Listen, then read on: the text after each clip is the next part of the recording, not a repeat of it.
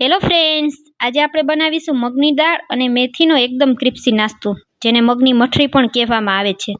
સૌ પહેલાં મેં અહીં 250 ગ્રામ જેટલી મગની દાળને આખી રાત પલાળીને રાખી દીધી હતી. હવે આ દાળને આપણે મિક્સર જારમાં એડ કરી અને એકદમ ફાઇન પેસ્ટ તૈયાર કરી લેશું. અહીં આપણે પાણી બિલકુલ ઉમેરવાનું નથી. તમે જોઈ શકશો આ રીતની સ્મૂથ પેસ્ટ તૈયાર થઈ ગઈ છે. હવે આપણે આને એક વાસણમાં લઈ લેશું. ત્યારબાદ એક પેનમાં આપણે 2 ચમચી જેટલું તેલ ગરમ કરવા રાખી દેશું. તેલ થોડું ગરમ થઈ જાય ત્યારબાદ અડધી ચમચી જેટલું જીરું ઉમેરી દેશું. જીરું તેલમાં સંતળાઈ જાય ત્યારબાદ ચપટી આપણે અજમાને ઉમેરી દેશું. અજમાને પણ તેલ સાથે આ રીતે સાંતળી લેશું. ત્યારબાદ ચપટી જેટલી હિંગ ઉમેરી દેશું. હિંગને પણ તેલમાં આ રીતે સાંતળી લેવા દેશું. ત્યારબાદ મેથીને ઝીણી સુધારી અને આ રીતે ઉમેરી દેશું. હવે મેથીને પણ તેલ સાથે આ રીતે સંતળાવા દેશું. 2 મિનિટ માટે આ રીતે મેથીને મિક્સ કરી અને સંતળાવા દેશું.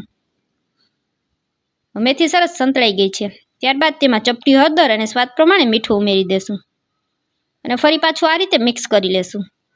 હવે તૈયાર કરેલી મગની દાળની પેસ્ટ આમાં ઉમેરી દેશું અને ફરી પાછું આ રીતે મિક્સ કરી લેશું. હવે આ દાળના બેટરને પણ 2 મિનિટ મીડિયમ તાપ ઉપર ચડવા દેશું.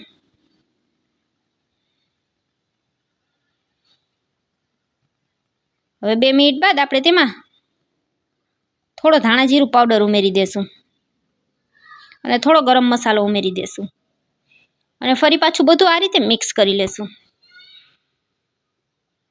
હવે આપણે ગેસની ફ્લેમને બંધ કરી અને આ તૈયાર કરેલા મિશ્રણને એક મોટા વાસણમાં લઈ લેશું અને થોડું મિશ્રણ ઠંડુ થઈ જાય ત્યારબાદ આપણે લોટ બાંધીશું. તો અહીં 1 કપ જેટલો મેંદાનો લોટ લઈ લેશું અને લોટને આપણે થોડો થોડો કરી અને એડ કરતું જવાનું છે.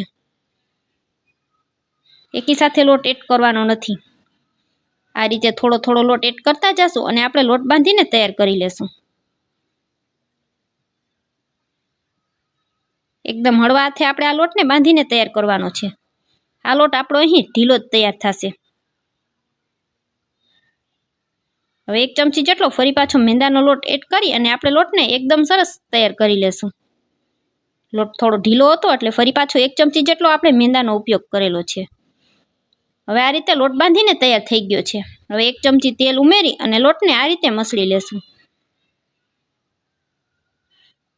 હવે આપણો લોટ બાંધીને તૈયાર થઈ ગયો છે. હવે આપણે તેને સાઈડમાં રાખી દેશું. ત્યાં સુધીમાં આપણે એક વાટકામાં 2 ચમચી જેટલો મેંદાનો લોટ લઈ લેશું અને તેમાં 2 મોટી ચમચી જેટલું આપણે તેલ ઉમેરી દેશું અને હવે ચમચીની મદદથી તેને મિક્સ કરી અને એકદમ સ્મૂથ બેટર તૈયાર કરી લેશું. આ રીતે એક ચમચી ફેરવી અને એકદમ સ્મૂથ બેટર તૈયાર કરી લેવાનું છે. તમે જોઈ શકશો આ રીતનું આપણે બેટર તૈયાર કરવાનું છે. હવે આપણે તૈયાર કરીને રાખેલા લોટમાંથી થોડો લૂવો લઈ લેશું. આ રીતે થોડો લોટ લઈ અને ગોળ લૂવો વારી લેશું અને હવે આ લૂવાને આપણે થોડો ઉપરથી મેંદાનો કોરો લોટ લગાડી અને કોટ કરી લેશું.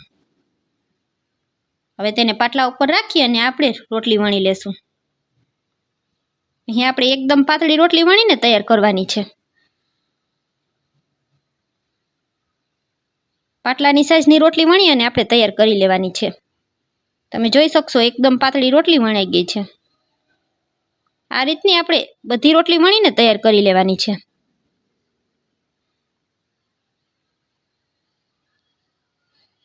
હવે આ જ રીતે આપણે બધી રોટલી વણીને તૈયાર કરી લીધી છે. ત્યારબાદ એક રોટલી વણાઈ જાય એક રોટલીને પાટલા ઉપર રાખી અને આ રીતે આપણે તૈયાર કરેલું બેટર તેની ઉપર લગાડી દેવાનું છે. ઉપરથી થોડો આ રીતે મેંદાનો લોટ છાંટી દેશું. ફરી પાછું આપણે મેંદાવાળું જે મિશ્રણ તૈયાર કરીને રાખેલું છે તેને 1 ચમચી લઈ અને આ રીતે રોટલી ઉપર ફેલાવી દેવાનું. ફરી પાછો થોડો મેંદાનો લોટ આ રીતે ઉપરથી છાંટી દેવાનો. આ રીતે એકની ઉપર એક એમ 3 રોટલીને આપણે રાખી દેવાની છે. બધા ઉપર આ રીતે ચમચી બેટર લગાવી અને થોડો કોરો લોટ સ્પ્રિંકલ કરી દેવાનો અને ત્યારબાદ બંને સાઈડથી આ રીતે રોટલીને વાળી લેવાની છે. હવે તેને હળવા હાથે પ્રેસ કરી લેવાનું છે. અહીં આપણે તેને વણવાની કોઈ જરૂર નથી. હવે ચાકુની મદદથી આ રીતે કટ કરી લેવાના છે. હવે તમે જોઈ શકશો કે આપણે એકદમ સરસ બધા જ પીસ તૈયાર થઈ ગયા છે. હવે આપણે એક કડાઈમાં તેલ ગરમ કરવા રાખી દેશું. તેલ થોડું ગરમ થઈ જાય ત્યારબાદ આપણે તૈયાર કરીને રાખેલા બધા પીસ તેમાં એક એક કરીને તળી લેશું. જેટલા પણ છૂટા છૂટા પીસ સમાય એટલા આપણે ઉમેરી દેવાના છે. અહીં મેં એકી સાથે 5 પીસ ઉમેરેલા છે અને મીડિયમ તાપ ઉપર જ અહીં આપણે તેને તળવાના છે. ગેસની ફ્લેમને લો ટુ મીડિયમ જ રાખવાની છે. હાઈ ફ્લેમ ઉપર તળવાના નથી, નહીતર અંદરથી કાચા રહી જશે. હવે 5 મિનિટ સુધી તેને આપણે મીડિયમ તાપ ઉપર થવા દેશું. એકદમ આ રીતના ગોલ્ડન કલરના થઈ જાય ત્યાં સુધી આપણે તેને તળી લેશું. હવે તમે જોઈ શકશો કે આપણી વડી સરસ એકદમ ગોલ્ડન કલરની થઈ ગઈ છે. હવે તેને આપણે એક પ્લેટમાં કાઢી લેશું. હવે આ જ રીતે આપણે બધી વડીને તૈયાર કરી લીધી છે. મારી રેસિપી પૂરી જોયા પછી જો તમને સારી લાગી હોય તો મારા વિડીયોને એક લાઇક કરજો, ફ્રેન્ડ્સ અને ફેમિલી સાથે શેર કરજો અને મને સપોર્ટ કરવા બદલ મારી ચેનલને સબસ્ક્રાઈબ કરજો.